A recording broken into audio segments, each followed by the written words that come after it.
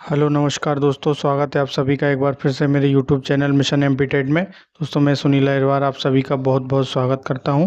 दोस्तों आज जो हम है हिंदी व्याकरण का एक प्रमुख पाठ पढ़ने वाले हैं जिसका नाम है समास। जो कि समास में से जो है बहुत ज़्यादा प्रश्न आते हैं। तो अब आज हम समास के बारे में समझेंगे। ज़्यादा समय ना लेते हुए मात्र 5 मिनट में आप सभी को समास के जो 6 भेद होते हैं, 6 भेदों के बारे में आज मैं आपको पढ़ाने वाला हूं और भी ट्रिक के माध्यम से सिखाऊंगा। आज के बाद जो है आप समास कभी भूलने वाले नहीं हैं। तो चलिए आज देखते हैं समास की परिभाषा। समास का तात्पर्य होता है संक्षिप्तीकरण। संक्षिप्तीकरण आप समझ गए होंगे, संक्षिप्तीकरण मतलब शॉर्ट। समास का तात्पर्य होता है संक्षिप्तीकरण। जहाँ पर कम से कम शब्दों में अधिक अर्थ को प्रकट किया जाए वह समास कहलाता है। समास की परिभाषा है जहाँ पर कम से कम शब्दों में अधिक अर्थ को प्रकट किया जाए वह समास कहलाता है। मतलब कम शब्दों में जो है अधिक अर्थ बताना रहता है। तो जैसे जैसे उदाहरण लिए मैंने आपके लिए दो। रसोई के लिए घर, तो क्या हो जाएगा आपका रसोई घर, है ना। हाथ के लिए कड़ी, हथकड़ी। इस प्रकार से समास का संक्षिप्तीकरण होता है। जैसे वाक्य है बड़ा और उसके लिए एक शॉर्ट शब्द लिखना है, तो जैसे रसोई के लिए घर, रसोई घर, और हाथ के लिए कड़ी, हथकड़ी हो जाएगा आपका ना। आइए और आगे चलते हैं, समास के भेद जान लेते हैं। समास के कितने भेद होते हैं। तो समास के जो भेद हैं वो 6 प्रकार के होते हैं। पहला है आपका अव्ययीभाव समास, दूसरा है द्विगु समास, तीसरा है तत्पुरुष समास, चौथा है द्वंद्व समास, पांचवा है कर्मधारय समास और छठा है बहुब्रीहि समास। तो ये 6 ही समासों को जो है हम आज ट्रिक के माध्यम से सीखने वाले हैं, जो कि आप आज पढ़ने के बाद कभी आपको पढ़ने की आवश्यकता नहीं पड़ेगी और जो है आप अच्छे से समझ जाएंगे। और इसकी मैंने आपको एक ट्रिक भी बनाई है इसको सिखाने के लिए। तो जैसे ट्रिक है द्वंद्वी अब तक। द्वंद्वी अब तक जो ट्रिक बनाई है, द्वि से हो जाएगा आपका द्विगु समास, ठीक है। और दा से आपका हो जाएगा द्वंद्व समास, ये हो गया द्वि। और आ से हो गया आपका अव्ययी समास, बा से हो गया बहुब्रीहि समास, और ता से हो गया तत्पुरुष समास, और का से हो गया कर्मधारय समास। इस प्रकार की ये ट्रिक है। तो इस ट्रिक के माध्यम से जो है आप अच्छे से याद कर सकते हैं समासों को। समास 6 प्रकार के होते हैं, आप सभी को मैंने बता दिया है।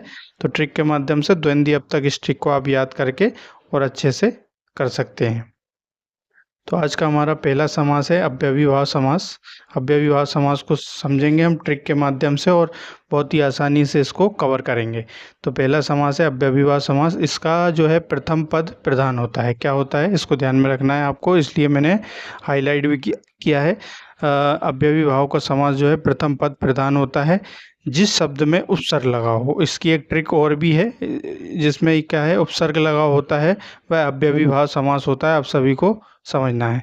तो उदाहरण के लिए आजन्म। आजन्म में क्या है, आ उपसर्ग है, ये आपको पता होगी। प्रतिकूल में प्रा उपसर्ग है, प्रतिभाव में प्रा उपसर्ग है, और प्रतिदिन में प्रा उपसर्ग है, और आमरण में आ उपसर्ग है। इस प्रकार से हम समझेंगे, है ना। और अगर किसी शब्द की पुनरावृत्ति हो तो वह अव्ययीभाव समास होगा। अगर किसी शब्द की पुनरावृत्ति होती है तो वह भी क्या होगा, अव्ययीभाव समास होगा। अव्ययीभाव को समास को जो है आप दो प्रकार से याद रख सकते हैं। अगर शब्द में जैसे कि उपसर्ग आ रहा है तो अव्ययीभाव समास हो गया, और अगर शब्द की पुनरावृत्ति हो रही है तो वो भी अव्ययीभाव समास होगा। यह इस तरीके से आप जैसे धड़ाधड़, घर घर, रातों रात, धीरे धीरे और भागम भाग, इस तरीके से हम इसको अव्ययीभाव को याद रख सकते हैं। तो अव्ययीभाव की ट्रिक आप समझ गए होंगे। अव्ययीभाव की ट्रिक क्या है, या तो शब्द जो होगा उसमें उपसर्ग पाया जाएगा, या फिर जो है शब्द की पुनरावृत्ति होगी तो वो हमारा कौन सा समास हो जाएगा, अव्ययीभाव समास हो जाएगा। दूसरा समास है द्वंद्व समास। द्वंद्व समास जो है इस समास में दोनों पद प्रधान होते हैं। दोनों पद प्रधान होते हैं, ये ध्यान में रखना है। इस प्रकार का क्वेश्चन आ जाता है कि किस समास में दोनों पद प्रधान होते हैं, तो हमारा आंसर होगा द्वंद्व समास। इस प्रकार से आप सभी को याद रखना है। और इस समास का विग्रह करने पर बीच में और या आता हो वह द्वंद्व समास होगा। इस प्रकार से आप समझ सकते हैं कि इस समास के विग्रह करने पर और या आता है तो वह कौन सा समास हो जाएगा, द्वंद्व समास आपका हो जाएगा। उदाहरण के तौर पर राधा कृष्ण, एक इसकी पहचान ये, और ये हाइफेन जो है इसकी पहचान है द्वंद्व समास की। जैसे अगर कोई भी वर्ड में हाइफेन आ रहा है इसका मतलब यही है कि ये द्वंद्व समास होगा। जैसे राधा कृष्ण में आया है, राधा और कृष्ण, इसको इस तरीके से ही पढ़ते हैं, राधा और कृष्ण, नर और नारी, गुण और दोष, माता और पिता, पशु और पक्षी, इस प्रकार इसकी पहचान है। तो आप सभी को याद रखना है, सिंपल सा है, दोनों पद प्रधान होते हैं और समास का विग्रह करने पर बीच में और या आता हो वह द्वंद्व समास हो जाएगा। तो और ये हाइफन का थोड़ा सा आपको ध्यान में रखना है, बस इतनी सा आसान है। क्वेश्चन अगला है तीसरा हमारा द्विगु समास। तो द्विगु समास में जो है पूर्व पद यानी पहला पद जो है संख्यावाचक होता है। द्विगु समास में क्या होता है कि द्विगु समास में पहला पद जो है संख्यावाचक होता है। इस प्रकार का क्वेश्चन आए भी है और आप सभी को याद में रखना है कि किस किस समास में जो है पूर्व पद यानी पहला पद संख्यावाचक होता है, तो आपका आंसर होगा द्विगु समास। तो उदाहरण के लिए जैसे नवग्रह, नव मतलब 9 की गिनती हो रही है, संख्यावाचक इन्होंने बताया यहाँ पर, दो पैर यानी 2 आ रहा है, त्रिवेणी में 3 आ रहा है, पंचतंत्र में 5 आ रहा है और चौगुनी में 4 आ रहा है। इस प्रकार से इसको हम याद रख सकते हैं कि द्विगु समास जो है इसमें संख्यावाचक हमेशा संख्यावाचक शब्द ही आएगा। तो इस प्रकार का जो है वो द्विगु समास कहलाएगा। आइए चलते हैं आगे। फोर्थ है हमारा कर्मधारय समास। कर्मधारय समास कर्मधारय को जो है कर्मधारय को धारण करने वाला विशेषण या विशेषता बताता है। कर्मधारय की क्या है, विशेषण या विशेषता बताएगा, तो वो कौन सा समास हो जाएगा हमारा कर्मधारय समास। उदाहरण के लिए चरण कमल, मतलब चरण किसके समान है, कमल के समान। चंद्रमुक्सा, मुक्स किसके समान है, चंद्र के समान। महात्मा, लालमणि और महाराज, इस प्रकार से जो है शब्द की विशेषता बताएंगे तो वो कौन सा हो जाएगा आपका कर्मधारय समास हो जाएगा।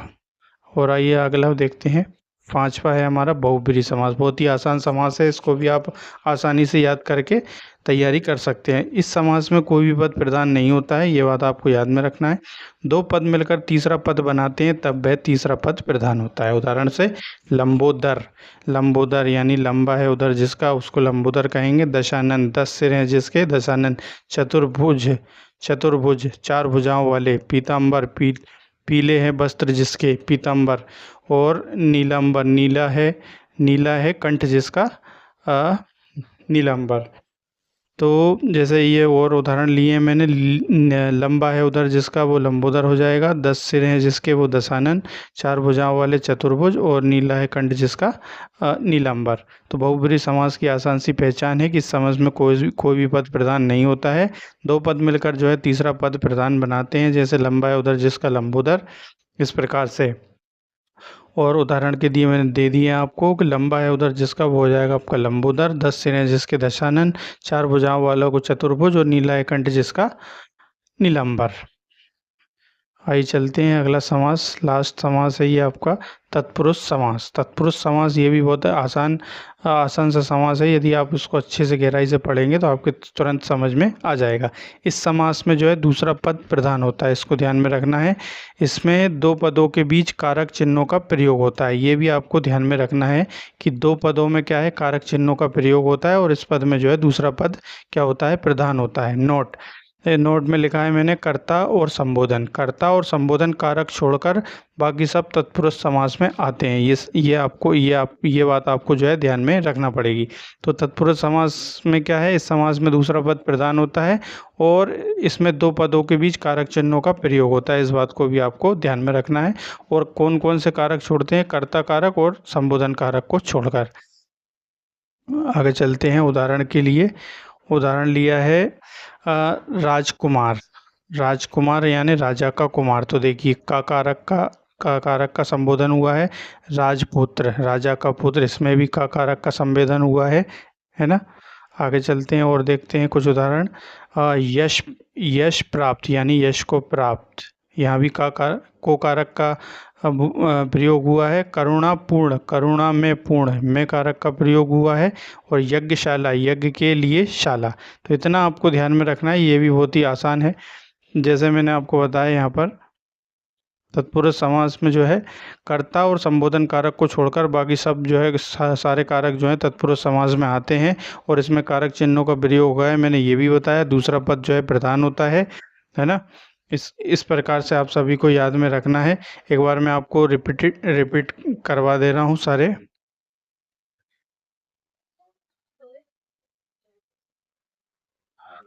अव्ययीभाव समास की पहचान क्या है, मैंने आप सभी को बताई थी कि प्रथम पद जो है प्रधान होता है और इसमें उपसर्ग का, जिस शब्द में उपसर्ग का प्रयोग हो जाता है वो अव्ययीभाव समास कहलाएगा। और यदि शब्द की पुनरावृत्ति हो रही है तो वो भी क्या है, आपका अव्ययीभाव समास कहलाएगा। दूसरा पद है द्वंद्व समास। द्वंद्व समास की मैंने आपको शॉर्ट ट्रिक बताई है कि और या का प्रयोग होता है, ये आपको ध्यान में रखना है। राधा और कृष्ण, नर और नारी, गुण और दोष, माता और पिता, और पशु और पक्षी, और ये डैश का विशेष ध्यान रखना है। तीसरा है हमारा द्वंद्व समास। द्वंद्व समास की ट्रिक जो है, पहला पद संख्यावाचक होता है। पहला पद जैसे नव, दो, त्रि, पंच, चौगुनी, ये पहला पद क्या होता है, संख्यावाचक होता है। बस इतना सा आपको ध्यान में रखना है। 3 कंप्लीट हो गए।